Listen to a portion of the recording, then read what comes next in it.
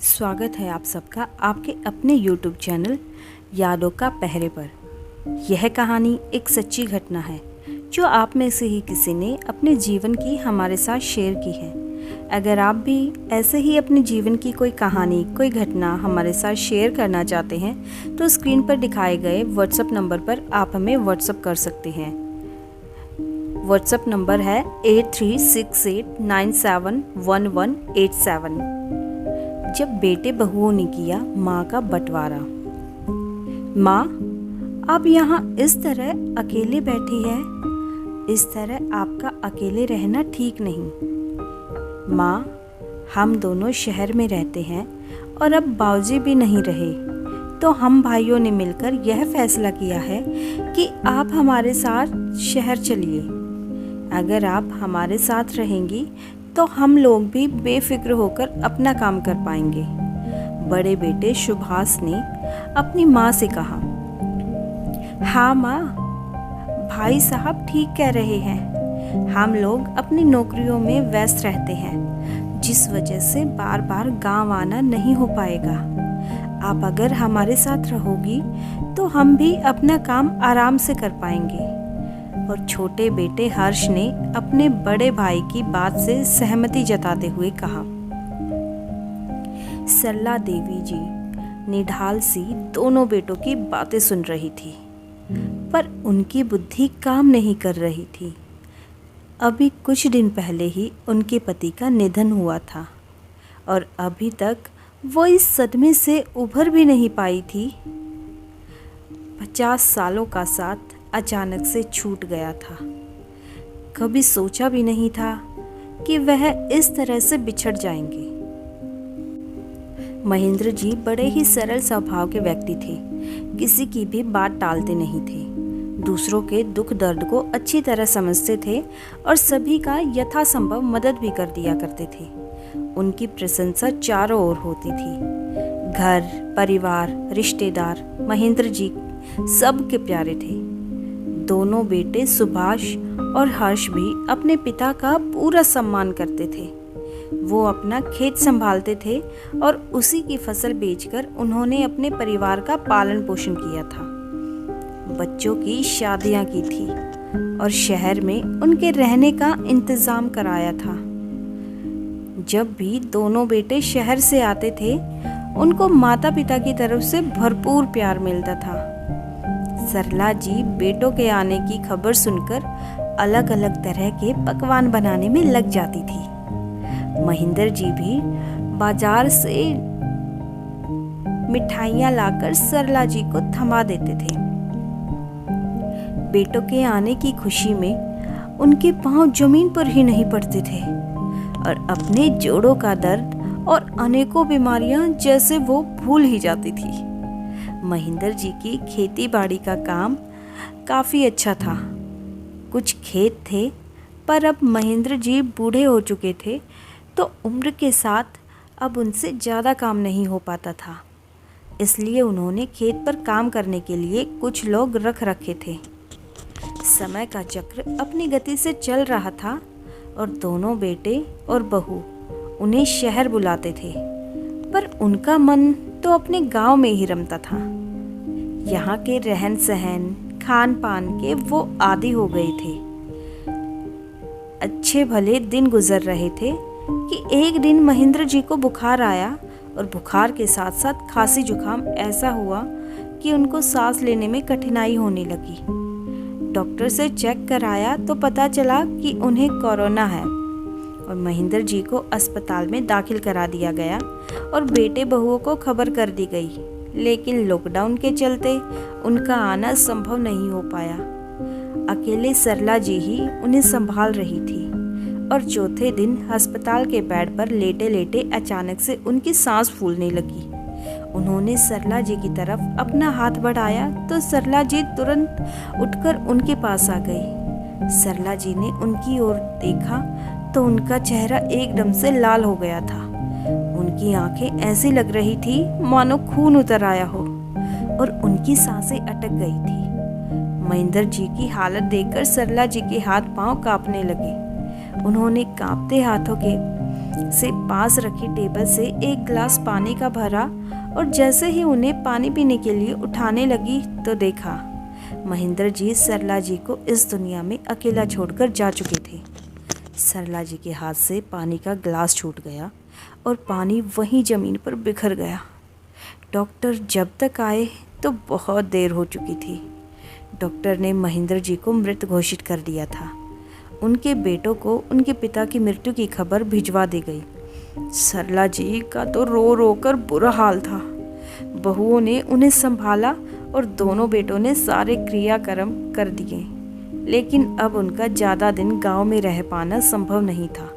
तो वह अपनी माँ के पास आए और बोले, माँ, हमें आपसे कुछ बात करनी है। हाँ बेटा, कहो, क्या बात करनी है? माँ, अब यहाँ हम और ज़्यादा दिन नहीं रुक सकते। बच्चों की पढ़ाई और हमारा ऑफिस भी इसी वजह से हमें जल्दी जाना होगा। और सरला जी अपना घर और गांव छोड़कर नहीं जाना चाहती थी और बेटे यहाँ रुक नहीं सकते थे। वह बेटों से बोली, मैं समझती हूँ बेटा, तुम लोग चले जाओ, मैं यहाँ जैसे तैसे रह लूँगी। और फिर ये घर और खेत भी तो है, इनको अकेला छोड़कर कैसे आ जाऊँ? 50 साल की गृहस्थी का सामान है, मेरा वहाँ जाकर रहना तो संभव नहीं हो पाएगा। तो सुभाष ने कहा, माँ, वह हम बाद में आकर देख लेंगे। जब बाबूजी ही नहीं रहे तो आप अकेले यहाँ कैसे रहोगी? हर्ष ने भी अपने भाई की हाँ में हाँ मिलाई तो वह कुछ समय के लिए गांव छोड़कर शहर जाने को राजी हो गई। अब जब सरला जी ने बच्चों के साथ जाने का मन बना लिया तो दोनों बेटे और बहुएं आपस में उलझ पड़े कि आखिर माँ किसके पास रहेगी। और घर परिवार, खेत और गहनों का तो बंटवारा हो जाएगा, पर माँ का बंटवारा कैसे करेंगे? और दोनों की पत्नियां भी यह सब देख रही थी कि तभी सुभाष की पत्नी सुनंदा बोली, हम एक काम करते हैं, माँ साल के 6 महीने हमारे पास रह लेगी और 6 महीने देवर जी के साथ रह लेंगी। कि तभी हर्ष की पत्नी चंचल बोली, ना दीदी, 6 महीने तो काफ़ी लंबा समय है। ऐसे में हम लोगों को घूमने फिरने भी तो जाना रहता है। अगर लगातार 6 महीने माँ हमारे साथ रही तो हम अपना घूमना फिरना कैसे करेंगे? मैं तो बंधन में आ जाऊंगी। मैं लगातार 6 महीने इन्हें नहीं झेल सकती। अच्छा, तो फिर 3 महीने कर लेते हैं। दीदी, यह भी ज़्यादा हो जाएगा।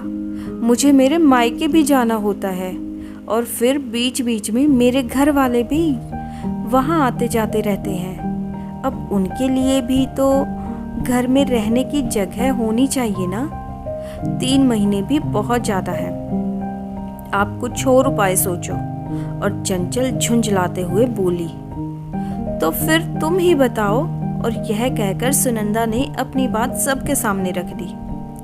दीदी, मैं क्या सोच रही थी कि हम दोनों एक ही शहर में रहते हैं, तो महीने के 15 दिन माँ जी हमारे साथ और 15 दिन आप लोगों के साथ रह लेंगे। कम से कम महीने के 15 दिन तो हम अपनी मर्जी से रह सकते हैं। और चंचल ने अपनी राय सबके सामने रख दी। सभी को यह आइडिया सही लगा और चारों बेटे बहू अंदर कमरे में बैठकर बातें कर रहे थे। बच्चे दादी के पास थे और अपने खेलने में लगे हुए थे, पर सरला जी की आंखें आंसुओं से भरी हुई थी। वो अपने पति की तस्वीर को लगातार निहार रही थी और मन ही मन सोच रही थी, काश आज आप मेरे साथ होते तो मुझे किसी पर यूँ निर्भर नहीं रहना पड़ता। हम दोनों मिलकर जिंदगी के दिन बिता लेते। पति का साथ हो तो पत्नी हर हाल में कहीं भी रह लेती है।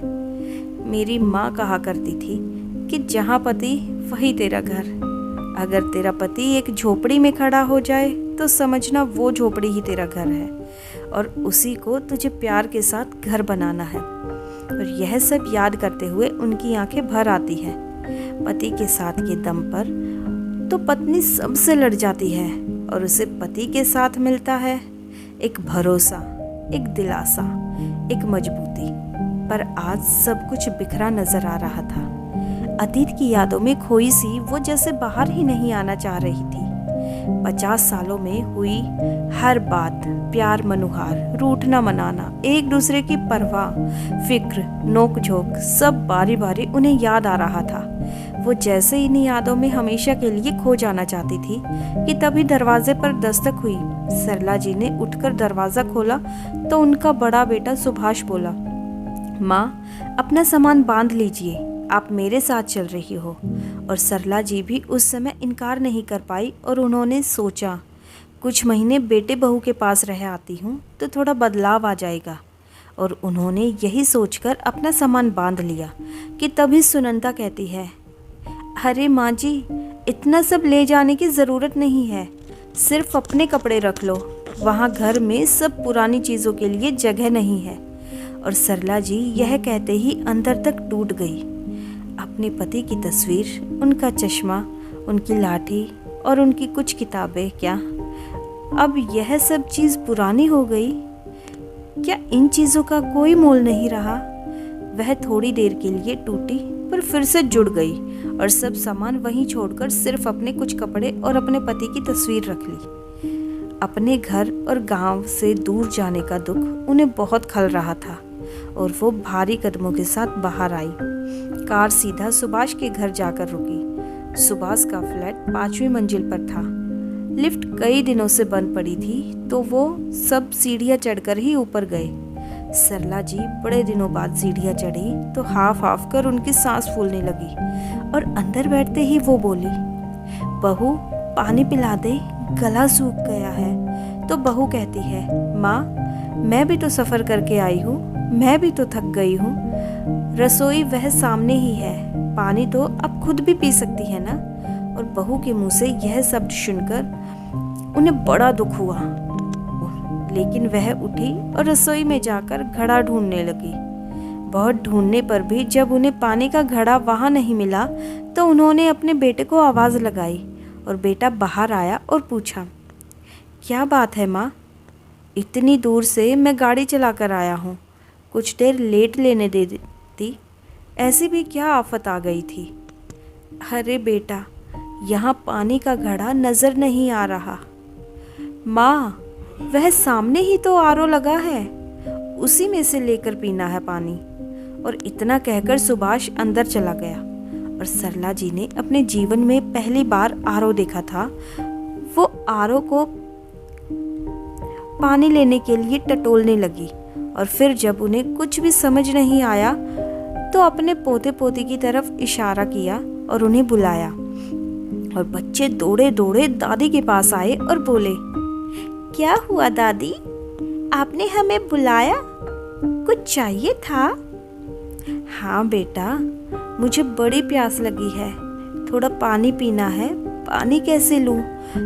तो बच्चों ने अपनी दादी को आरओ से पानी लेना सिखा दिया और फिर सरला जी ने एक गिलास पानी का भरा और पीकर बाहर आ गई। और थोड़ी देर बाद जब उन्हें भूख लगने लगी तो बेटे और बहू कमरे में जाकर बैठ गए।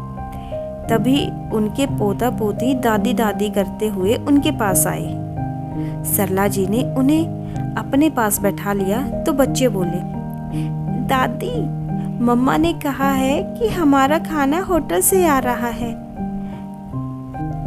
आप तो बाहर का कुछ भी नहीं खाती, तो आप अपना खाना खुद बना लीजिए, रसोई वहाँ सामने है।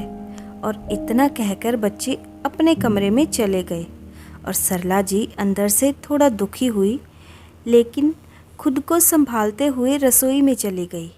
नए ज़माने की ऑटोमेटिक गैस उन्हें चलानी ही नहीं आई और सामान भी उन्हें नहीं मिल रहा था, तो उन्होंने बहू के कमरे का दरवाज़ा खटखटाया और अंदर से सुनंदा के चिल्लाने की आवाज़ आई, अब क्या प्राइवेसी नाम की कोई चीज़ नहीं रह गई इस घर में? इन जैसी गवार के साथ तो एक दिन भी रहना मुश्किल हो जाएगा। मैं 15 दिन कैसे बिताऊंगी? इन्हें इतना भी नहीं पता कि जब बेटे बहू कमरे में हो तो दरवाज़ा खटखटाते नहीं हैं। और सरला जी यह सब सुनकर सन्न रह गई और वह वापस बाहर हॉल में आकर बैठ गई। उन्होंने अपने बैग में टटोला तो उन्हें पार्ले जी का एक बिस्किट का पैकेट मिला। उन्होंने उसे खाकर अपने पेट की भूख को थोड़ा शांत किया और वहीं लेट गई। और थोड़ी ही देर बाद दरवाजे की घंटी बजती है। होटल से खाना आ गया था और सुभाष अपना खाना लेकर अंदर कमरे में चला गया और सरला जी बाहर ही लेटी रही। सुभाष ने एक बार भी अपनी माँ को खाने के लिए नहीं पूछा। उसके बाद सीधा शाम को कमरा खोला। जैसे ही सुभाष बाहर आया तो सरला जी बोली, सुभाष बेटा, मैं अपना सामान कहाँ पर रखूं? माँ, आप उधर स्टोर रूम में रख लो। और इतना कहकर सुभाष बाहर निकल गया। सुनंदा दिन भर थकान उतारने के बाद रात को रसोई में आती है और सरला जी उसे अकेले रसोई में काम करते देख उसके पास आती है और कहती है, बहू, मैं कुछ मदद कर दूं?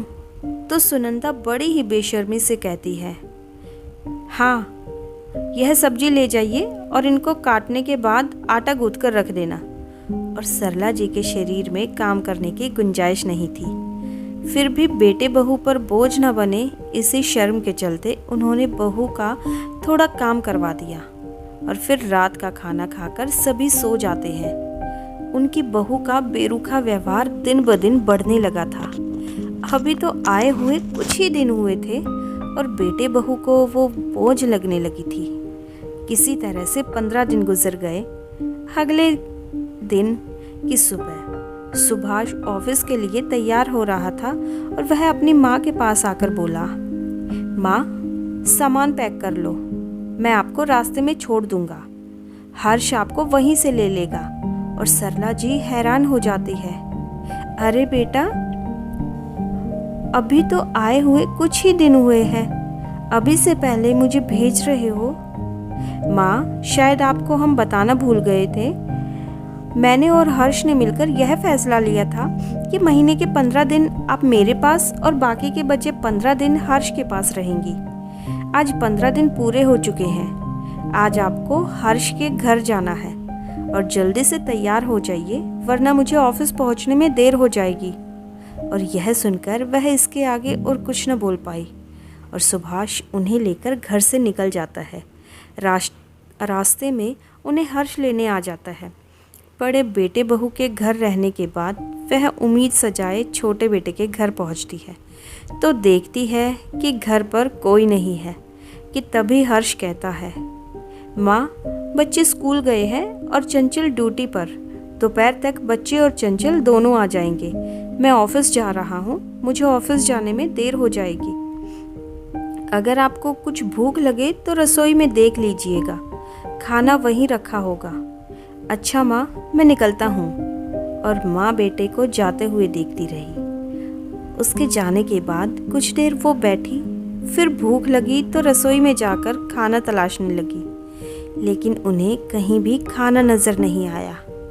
एक डिब्बे में देखा तो रात की बची 2 रोटियां रखी हुई थी। उसी के साथ अचार का डिब्बा भी रखा हुआ था। उन्होंने जैसे ही रोटियां हाथ में उठाकर देखी, उन्हें अपने बच्चों की मेहमान नवाजी पर रोना आ गया।